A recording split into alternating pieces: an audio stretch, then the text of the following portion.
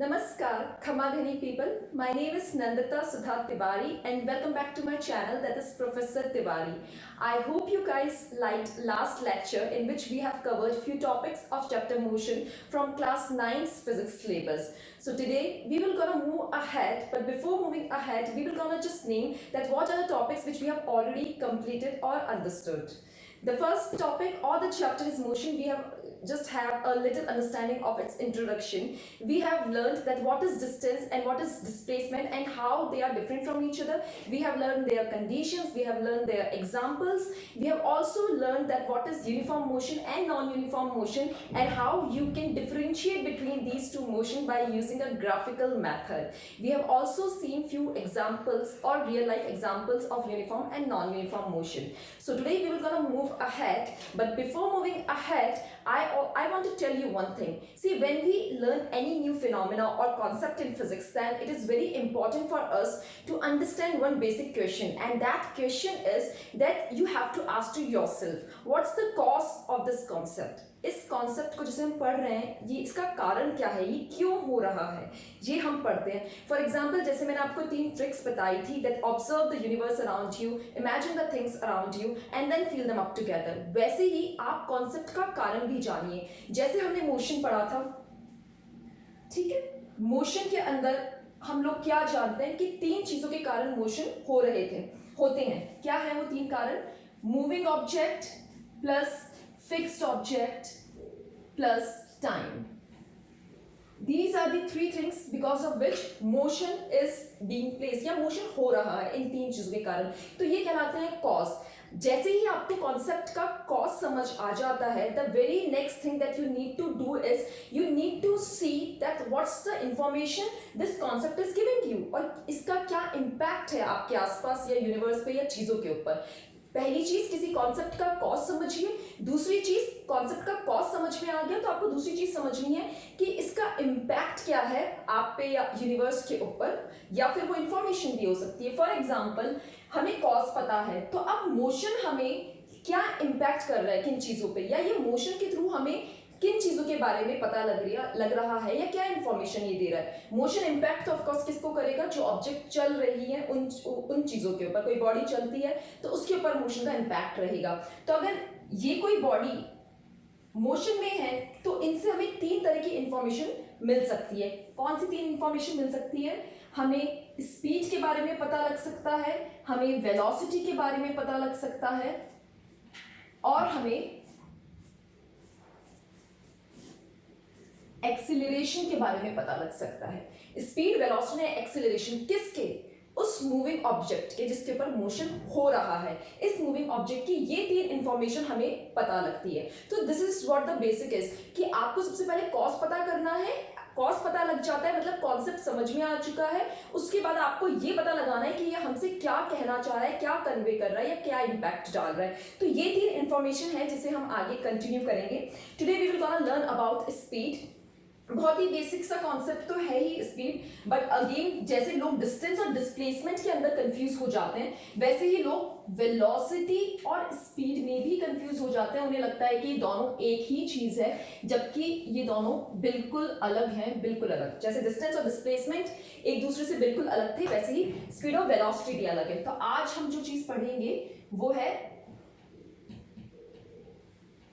Speed. Okay, again we will not going to jump directly to the standard definition. हम standard definition या इनके फॉर्मूले पे नहीं जाएंगे. हम पहले ये समझेंगे कि स्पीड सुनते ही पहली चीज हमारे दिमाग में क्या आती है. तो आपको क्या करना है? आपको सबसे पहले क्या करना है? ऑब्जर्व करना है.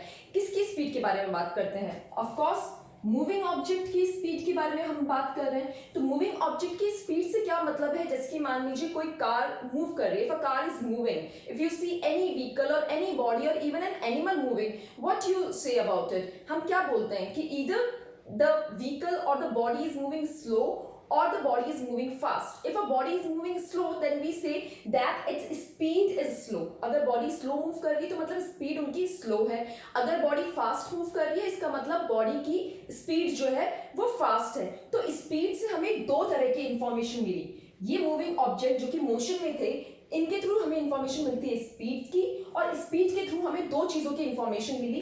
पहली चीज तो ये हमें ये पता लगती है कि body how fast a body moves. पहली इंफॉर्मेशन हमें एक मूविंग ऑब्जेक्ट की स्पीड से ये पता लगती है, और ऑफ कोर्स दूसरी इंफॉर्मेशन मिलती है कि how slow a body moves, कितना फास्ट एक बॉडी मूव कर सकती है, कितना स्लो एक बॉडी मूव कर रही है या कर सकती है. तो ये दो चीजें हमें स्पीड से पता लग जाती है. अब देखिए स्पीड की क्या डेफिनेशन हो सकती है. क्योंकि ऑब्जेक्ट मूव कर रहा है, उन्हीं की क्या होगी, स्पीड होगी. तो जो ऑब्जेक्ट मूव करता है उनकी क्या चीज चेंज होगी. ऑफ कोर्स वो कुछ पाथ कवर कर रहा है, मतलब कुछ डिस्टेंस कवर कर रहा है. तो अगर ऑब्जेक्ट मूव कर रहा है तो उससे हमें एक चीज मिल रही है. वो क्या मिल रही है, डिस्टेंस. और क्योंकि वो मूव कर रहा है एंड द बॉडी और the moving object is covering distance और covering some length, definitely it will gonna happen in some time. इस डिस्टेंस, जो भी डिस्टेंस उन्होंने मूव करने में यूटिलाइज किया, जो डिस्टेंस उन्होंने मूव करा, उसमें उनको कोई ना कोई टाइम का यूटिलाइजेशन भी होगा. तो दूसरी चीज हम यहाँ पे क्या पढ़ते हैं, टाइम टेकन. और टाइम टेकन किस चीज के अंदर, टाइम टेकन डिस्टेंस को कवर करने के लिए. डिस्टेंस ट्रेवल्ड हो गया और ये हो गया टाइम टेकन इसी डिस्टेंस को ट्रेवल करने के लिए. तो ये दो चीजें समझ में आ गई. मतलब मोशन से मूविंग ऑब्जेक्ट आया, मूविंग ऑब्जेक्ट से हमें स्पीड की इंफॉर्मेशन मिलती है, स्पीड से हमें ये पता चलता है कि कोई भी मूविंग ऑब्जेक्ट कितना फास्ट या कितना स्लो मूव कर रहा है. और अगर कोई चीज मूव करती है तो दो चीजें उसके साथ में होती हैं, या तो वो मूविंग ऑब्जेक्ट, या नहीं मतलब ऑफ कोर्स वो मूविंग ऑब्जेक्ट जो है कोई डिस्टेंस ट्रेवल करेगा, और अगर वो डिस्टेंस ट्रेवल कर रहा है तो उनको वो डिस्टेंस ट्रेवल करने के लिए कोई टाइम जरूर लगेगा. ठीक है, तो इससे हमारा स्पीड निकल के आएगी. इससे हमारी क्या निकल के आएगी, स्पीड. अब आप देखिए स्पीड क्या हो गया, क्या हो जाएगी. अ बॉडी हैज स्पीड, एक बॉडी की स्पीड होगी when it travels certain distance and it travels that particular distance in some given time, or maybe it is taking some time to travel that distance. या तो आपको time दे दिया जाता है कि आपके पास में इतना टाइम है और आपको इतना डिस्टेंस मूव करना है, जैसे रेसिंग्स वगैरह के अंदर होता है. या फिर आपको कोई टाइम नहीं दिया जाता, बट कहा जाता है कि आप डिस्टेंस, आपने ये पर्टिकुलर डिस्टेंस ट्रेवल करा. जैसे हम कहीं जयपुर से दिल्ली या दिल्ली से कहीं पे भी आप बाय रोड जा रहे होते हैं, तो आप बोलते हैं कि हाँ हमको इतने घंटे लग गए यहाँ से यहाँ पहुंचने के अंदर. वो अगेन रफ्तार या स्पीड कहलाती है. तो इसका फॉर्मूला क्या हो जाएगा स्पीड का. स्पीड का फॉर्मूला होता है distance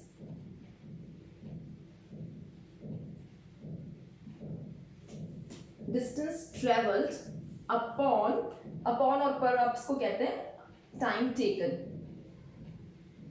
distance travelled upon time taken. ठीक है, तो हम इसको ये भी बोल सकते हैं distance travelled per unit time. पर मीन्स दिस डिवीजन, ये जो डिवीजन कहते हैं जिसे यहाँ हम अपॉन कह रहे हैं या उसे हम पर भी कह सकते हैं. तो एक स्टैंडर्ड डेफिनेशन में लिखा जाता है कि distance speed of a body is distance travelled per unit time. Time की कोई भी जो भी आप यूनिट लेते हैं, टाइम की 3 यूनिट्स हम लोग कंसिडर करते हैं. आर हो गई, मिनट हो गई या सेकंड हो गई. और डिस्टेंस तो लेंथ है, तो आप मीटर, किलोमीटर या सेंटीमीटर में ले सकते हैं. जैसे यूनिट की बात करी, फॉर्मूला आपको मिल चुका है. ये क्या है, ये है फॉर्मूला स्पीड का. फॉर्मूला मिल चुका है. नेक्स्ट चीज जो हम करेंगे वो यहां से निकालेंगे इनकी यूनिट. ठीक है, देखिए यूनिट अगर आपको निकालनी है तो डिस्टेंस जो है मैंने कहा लेंथ होती है, तो उसकी यूनिट क्या हो सकती है. इसकी यूनिट आपकी मीटर भी हो सकती है, किलोमीटर भी हो सकती है और सेंटीमीटर भी हो सकती है. वैसे ही टाइम की यूनिट सेकंड भी हो सकती है, आर भी हो सकती है और मिनट भी हो सकती है. ठीक है, मगर इन सब यूनिट्स में क्या डिफरेंस है आप देखिए. किलोमीटर आर के साथ में आता है, किलोमीटर पर आर. ये स्पीड की, जब हम किलोमीटर पर आर मतलब आपको डिस्टेंस किलोमीटर में दे रखा है और टाइम आर में दे रखा है, तो ये स्पीड की लार्ज यूनिट कहलाती है, बड़ी यूनिट कहलाती है. ठीक है, हम आइडिया लगा सकते हैं कि घंटा आर जो है वो बड़ा होता है सेकंड से या मिनट से, और किलोमीटर बड़ा होता है मीटर और सेंटीमीटर से. वैसे ही हमें सेंटीमीटर और सेकंड्स के अंदर भी यूनिट दी हुई हो सकती है. वो सेकंड नंबर पे आप इसको कंसिडर कर सकते हैं. और जो एसआई यूनिट हम कहते हैं, जो स्टैंडर्ड यूनिट होती है फिजिकल क्वांटिटीज की, जैसे कि स्पीड की, वो ऐसा यूनिट होती है मीटर पर सेकेंड। इसका मतलब कि कोई फर्क नहीं पड़ेगा अगर आप किलोमीटर पर आवर के अंदर आंसर देंगे, बट क्योंकि हम ऐसा यूनिट को एक इजी, एक जर्नल वे मानते हैं जिसमें हम सारी यूनिट्स को कंसिडर करते हैं। फॉर एग्जांपल फोर्स की ऐसा यूनिट भी होगी और एक जर्नल यूनिट भी होगी जो हम फॉर्मूले से निकालते हैं। तो इजी वे ये रहता है कि आप अगर आपको कोई भी चीज न्यूमेरिकल में दे रखी हो, तो अगर डिस्टेंस आपको किलोमीटर या सेंटीमीटर में, तो आप मिनट मीटर में कन्वर्ट करें, और अगर आपको टाइम आवर या मिनट में दे रखा है तो आप सेकंड के अंदर उन्हें कन्वर्ट कर ले। ठीक है, ये चीज हो जाती है। एक और इंपॉर्टेंट चीज जो है फिजिक्स में, देखिए ये फॉर्मूला जो है ये बेसिकली वर्ड्स में दे रखा है, but in physics we basically deal with mathematics, and mathematics is the language of universe and physics. तो उसके लिए हमें सिंबल्स चाहिए होते हैं। तो देखिए यहाँ पे स्पीड जो है उनका सिंबल जो हम पूरे फिजिक्स के अंदर यूज करेंगे वो करते हैं स्मॉल v से। ठीक है, डिस्टेंस जो है उनका पूरी फिजिक्स में जिस सिंबल से हम यूज करेंगे वो होता है स्मॉल s, और टाइम तो सबको पता ही है, time is small t। Capital T नहीं, कैपिटल T टाइम पीरियड होता है जो हम ऑक्सीलेशन या वेव्स में पढ़ते हैं। स्मॉल t मतलब सिंपल टाइम की जो हम बात कर रहे हैं। तो ये सिंबॉलिक फॉर्म में हमें इस फॉर्मूले को लिखना है। कैसे लिखेंगे सिंबॉलिक फॉर्म में? Speed is small v, so v equals to s upon t। ये आपका स्पीड का फॉर्मूला हो जाता है, और आपको यही फॉर्मूला यूज करना है अपने न्यूमेरिकल्स के अंदर। इसको वर्ड की फॉर्म में नहीं लिखते, वर्ड की फॉर्म में फॉर्मूला सिर्फ समझने के लिए लिखा जाता है। ओके, दूसरी चीज देखिए, आप इससे क्या समझेंगे, इतनी इंफॉर्मेशन आपके पास में आ गई है। क्योंकि स्पीड एक फिजिकल क्वांटिटी है, मतलब मेजरेबल क्वांटिटी है, तो या तो ये स्केलर टाइप होगी या फिर ये वेक्टर टाइप होगी। अब क्योंकि इसके अंदर डिस्टेंस आ रहा है, हर चीज फॉर्मूले से निकलती है, आपकी यूनिट फॉर्मूले से निकलती है, ठीक है, आपकी डेफिनेशन भी फॉर्मूले से ही निकलती है, वैसे ही फिजिकल क्वांटिटी का टाइप भी फॉर्मूले से निकलेगा। स्पीड के अंदर क्योंकि डिस्टेंस आ रहा है, तो distance is what? Distance is scalar quantity, जो हमने पढ़ा था। क्यों डिस्टेंस स्केलर क्वांटिटी है? Because it has only magnitude, 10 kilometre, 10 metre, 10 centimetre, it has only magnitude, no direction. तो क्योंकि डिस्टेंस एक स्केलर क्वांटिटी है, तो स्पीड भी क्या हो जाएगी? एक स्केलर क्वांटिटी ही कहलाएगी। Okay, it will also be a scalar quantity. ये चीज भी अब हमें क्लियर हो चुकी है। तो ये सारी इंफॉर्मेशन हमें किसके बारे में मिल गई है? This all information is about motion, end of course motion किस पे होता है? मूविंग ऑब्जेक्ट पे, और मूविंग ऑब्जेक्ट के थ्रू हमें स्पीड की ये सारी इंफॉर्मेशन सिंपल वे के अंदर मिल गई है। Now what we will gonna do आगे is we will gonna learn कि एवरेज स्पीड क्या होती है। फॉर एग्जाम्पल, अगर आपको किसी न्यूमेरिकल के अंदर एवरेज वर्ड से हमें पता है एवरेज क्या होता है, कि अगर आपको बहुत सारी क्वांटिटीज में कोई चीज दे रखी हो, जैसे आपको मार्क्स, आप स्कूल में आपके मार्क्स आते हैं, कॉलेज में मार्क्स आते हैं, किसी सब्जेक्ट में कुछ मार्क्स होंगे, किसी में कुछ होंगे, तो उसका एवरेज निकाला जाता है। एवरेज कैसे निकालते हैं? Total marks and total number of subject. वैसे ही एवरेज हम स्पीड में भी निकालेंगे, कि अगर आपको अलग अलग डिस्टेंसेस दे रखे हैं, अलग अलग टाइम दे रखा है, तो उसका हम टोटल कर लेते हैं। तो average speed is nothing very different in physics.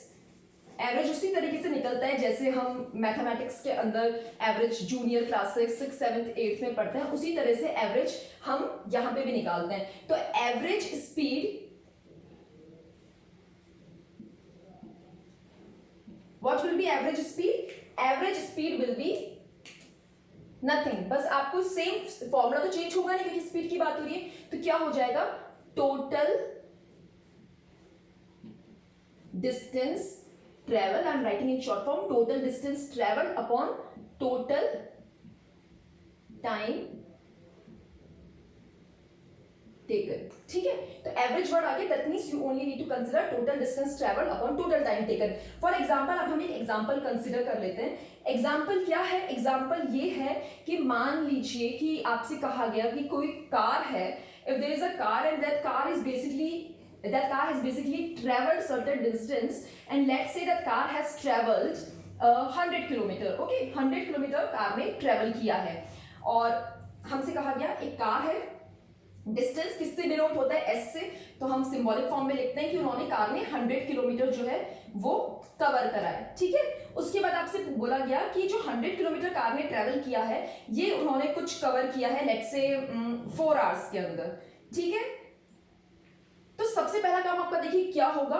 Distance kilometre में दे रखा है, टाइम भी आवर्स में दे रखा है, दोनों मैच करते हैं। तो सबसे पहले आप यूनिट मैच करिए कि किलोमीटर के साथ आर ही आएगा। आप चाहे तो दोनों को मीटर, इसको मीटर में, इसको सेकंड में आप चेंज कर सकते हैं, बट क्योंकि यहाँ पे यूनिट अभी सेम है तो आप इसी में रखेंगे। बट अगर न्यूमेरिकल में बोला गया है कि आपको स्पीड की ऐसा यूनिट में निकालनी है तो मतलब मीटर सेकंड में कन्वर्ट करें। अगर न्यूमेरिकल में सिर्फ सिंपल बोला गया है कि मीटर सेकंड या सेंटीमीटर सेकंड में कन्वर्ट करें तो आप फिर कन्वर्जन करेंगे, ठीक है।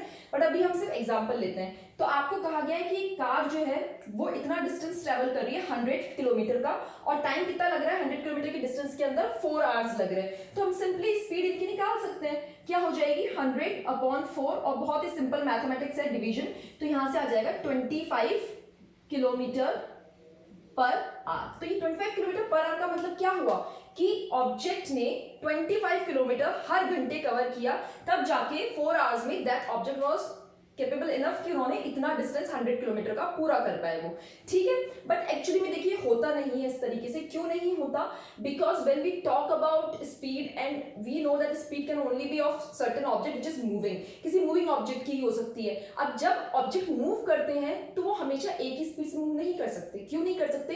क्योंकि देखिए खासतौर पर इंडिया में जो रोड्स होती हैं बेसिकली वो they are of course we are a populated country, तो पॉपुलेशन ज्यादा होने के कारण क्राउडेड रोड्स होती हैं या ट्रैफिक जैम होता है, या आप मान लीजिए हिली रोड्स का जो कंडीशन होती है, तो वहां पे आपकी स्पीड सेम नहीं रह सकती। आपकी स्पीड बदलेगी, कभी फास्ट होगी, कभी स्लो हो जाएगी स्पीड। तो जरूरी नहीं है कि हर घंटे 25 किलोमीटर ही कवर किया जा रहा हो सकता है पहले घंटे के अंदर क्राउडेड एरिया या सिटी से निकले हो तो 10 किलोमीटर किया हो, दूसरे में मे बी वो 35 कर लिया हो, देन मे बी तीसरे में उन्होंने 40 कर लिया हो, या ऐसा समथिंग, फिर उसका एवरेज। तो बेसिकली ये जो बोला गया है कि 100 किलोमीटर इन 4 आवर्स, ये तो उन्होंने टोटल अपना निकाल लिया एक अजम्पशन, बट ये जो 25 किलोमीटर पर आवर निकला है ये एक तरीके से एवरेज स्पीड ही होती है, ठीक है।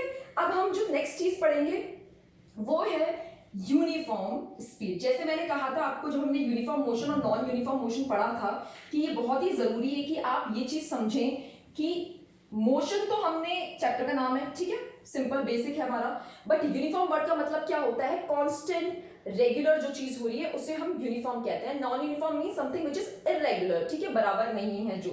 तो वैसे ही यूनिफॉर्म हम स्पीड भी पढ़ेंगे, यूनिफॉर्म वेलोसिटी भी पढ़ेंगे, यूनिफॉर्म एक्सेलरेशन भी पढ़ेंगे। तो जब मैं कह रही हूं when I'm saying uniform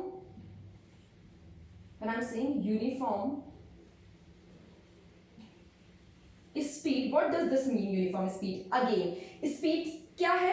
speed का फॉर्मूला हमने देखा। स्पीड क्या होती है? Speed is equals to distance upon time, this is speed, ठीक है। यूनिफॉर्म वर्ड जुड़ गया, तो यूनिफॉर्म मतलब क्या होता है कि something is regular, and what can be regular? Time is always continuous and regular. Time तो इक्वली रहेगा, क्या चीज बदल सकती है? जो हम मैन्युअली करते हैं। तो मैन्युअली क्या कर रहे हैं? एक मूविंग बॉडी मैन्युअली क्या कर सकती है? Distance cover. तो क्या अनइक्वल हो सकता है? सिर्फ डिस्टेंस। तो इसकी डेफिनेशन क्या हो जाएगी? अ body has uniform, a body has uniform speed if it covers equal distance in equal interval of time. तो सेम चीज आ गई यूनिफॉर्म मोशन की तरह। A body has uniform speed if it covers equal distance in equal interval of time, no matter how small the interval of time is. कोई फर्क नहीं पड़ता टाइम की इंटरवल कितनी भी छोटी हो सकती है, सेकंड्स में लिटरली हो सकती है, उससे कोई फर्क नहीं पड़ता, पर टाइम तो हमेशा इक्वल ही रहेगा। अनइक्वल क्या हो सकता है? अनइक्वल हो सकता है आपकी मैन्युअली करी हुई चीज, और मैन्युअली करी हुई चीज हो सकती है डिस्टेंस की। आपने कभी 1 घंटे के अंदर 10 किलोमीटर कवर करे, कभी आपने नेक्स्ट 1 घंटे के अंदर, क्योंकि टाइम कंटिन्यूस है तो वो तो वैसे ही चलेगा, तो नेक्स्ट 1 घंटे में हो सकता है आपने कवर कर लिया सर्टेन डिस्टेंस ऑफ 20 किलोमीटर्स। तो ये वाली चीज हो गई। तो यूनिफॉर्म स्पीड। अब देखिए equal distance in equal interval of time, again I am saying ये एक हाइपोथेटिकल कॉन्सेप्ट हो जाता है। हाइपोथेटिकल मतलब कि जो एक थ्योरेटिकल वे में हम सिर्फ पढ़ रहे हैं, प्रैक्टिकली ये चीज पॉसिबल नहीं है। रियल लाइफ के अंदर ये चीज पॉसिबल नहीं होती है कि यूनिफॉर्म स्पीड हो सके। क्यों नहीं हो सकती? जैसे मैंने आपको एग्जांपल दिया कि यूनिफॉर्म स्पीड सिर्फ तब हो सकती है जब आप सोचें कि बिल्कुल स्मूथ, बिल्कुल फ्लैट और फ्री रोड है, बिना क्राउड के बिल्कुल स्ट्रेट लाइन जा रही है। ऑफ कोर्स हाईवे पे स्पीड्स जो है बहुत फास्ट होती है, बिकॉज वो बहुत स्ट्रेट रोड्स होती हैं, क्राउडेड नहीं होती हैं, फ्लैट रोड्स होती हैं, स्मूथ होती हैं, तो वहां स्पीड हमारी हमेशा ज्यादा रहेगी as compare to when you are moving in a crowded city area या हिली एरिया। तो इसी रीजन से हमारी कभी भी यूनिफॉर्म स्पीड प्रैक्टिकली नहीं हो सकती, और अगर हुई भी तो वो लॉन्गर पीरियड के लिए नहीं हो सकती।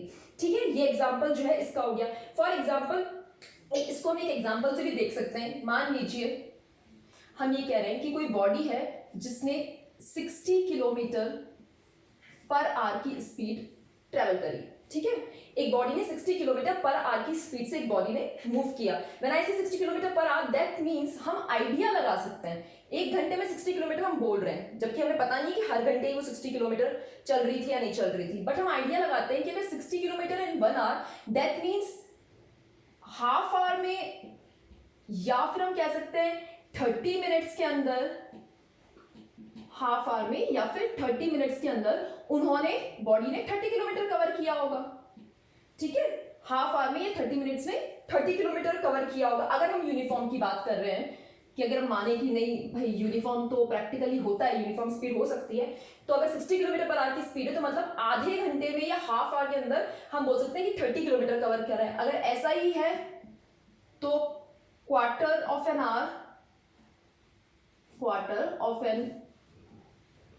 आवर उसके अंदर 15 किलोमीटर कवर किया होगा। क्वार्टर ऑफ एन आवर मतलब 15 मिनट के अंदर। ठीक है, 15 मिनट के अंदर 15 किलोमीटर का कवर किया होगा।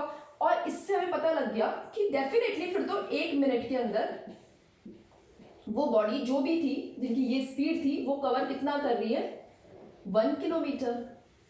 और सबसे छोटी यूनिट टाइम की 1 सेकेंड के अंदर करीबन 1/60 किलोमीटर। ये इंफॉर्मेशन जो है हमें मिल रही है। ठीक है,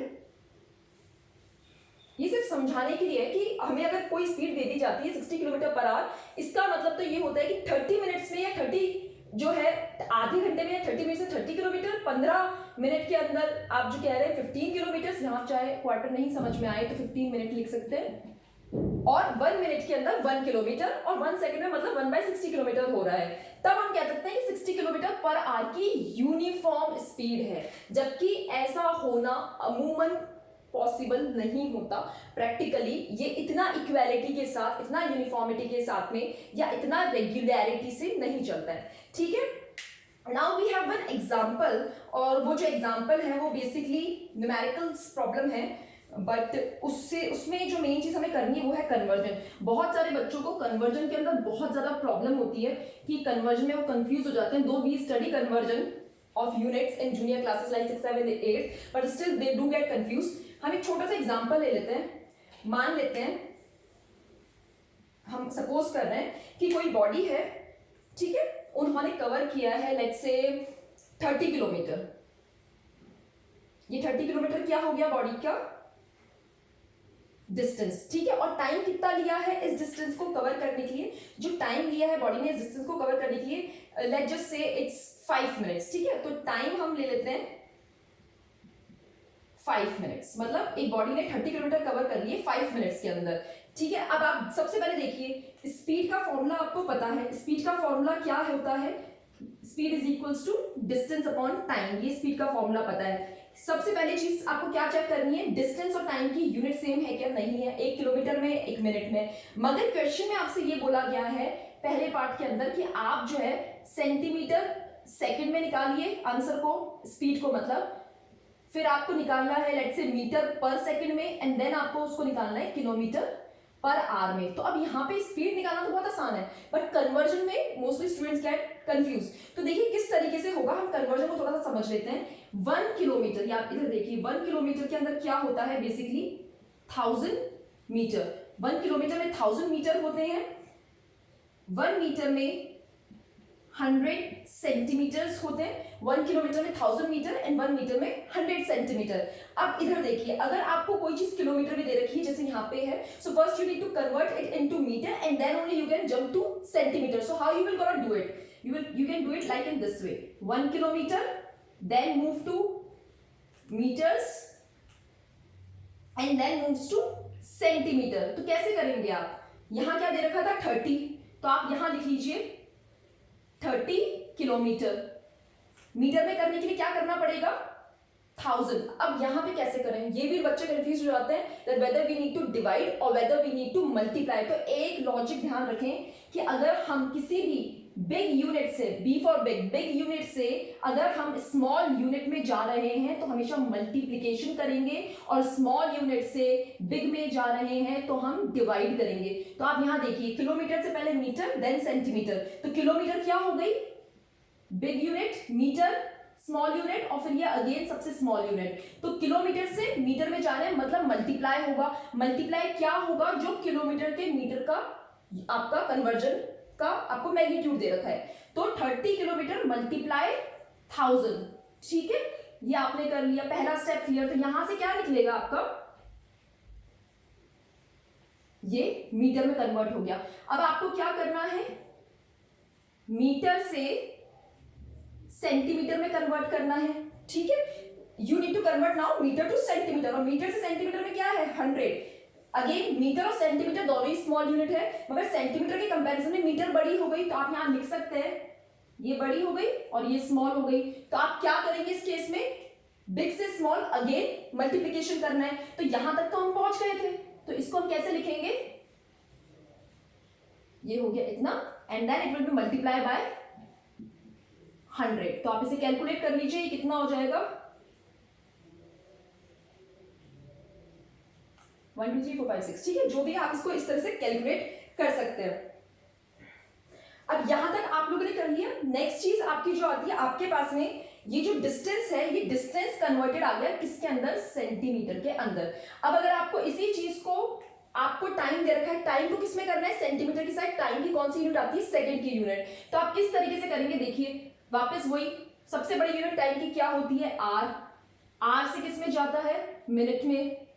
मिनट से किस में जाते हैं? सेकंड में. 1 आवर में कितने मिनट होते हैं? 60 मिनट्स. और 1 मिनट में 60 सेकंड्स होते हैं. ठीक है, ये चीज समझ में आ गई. तो सिमिलर वे में करना है, big to small and small to big. आपको यहाँ पे मिनट में दे रखा है, मतलब आपका कन्वर्जन होगा मिनट से सेकंड के अंदर. तो क्या दे रखा है? 5 दे रखा है. बिग टू स्मॉल जा रहा है, मल्टीप्लाई होगा.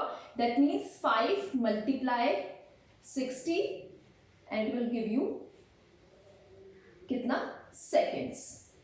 बस, अब कुछ नहीं है. ये टाइम आ गया है आपके पास 300 second. This is time and this is distance. आपको इनकी वैल्यू यहां रखनी है. आप इनकी वैल्यू यहां स्पीड के फॉर्मूले में लिख दीजिए. जो भी आपने निकाली आप लिख दीजिए, and then you can calculate speed. And in the similar way you need to calculate metre per second and kilometre per hour. तो कन्वर्जन इसलिए इंपॉर्टेंट है. ध्यान रखें, big to small unit multiply, small to big divide. और ये तो basic आपको अमूल बच्चों को पता होता है. ठीक है, this is all for today's class, and in tomorrow lecture we will continue with few of the numericals of topic speed, and then we will gonna move ahead with velocity and acceleration, and of course graphical representation of motion in terms of speed, velocity and acceleration. Hope you guys liked this lecture and the previous lecture. If you have any suggestions, questions or feedback, then please drop them in the comment section below. We would love to solve them. We would love to make videos on which you like, on topics which you like. So that's it. Bye bye. Thank you.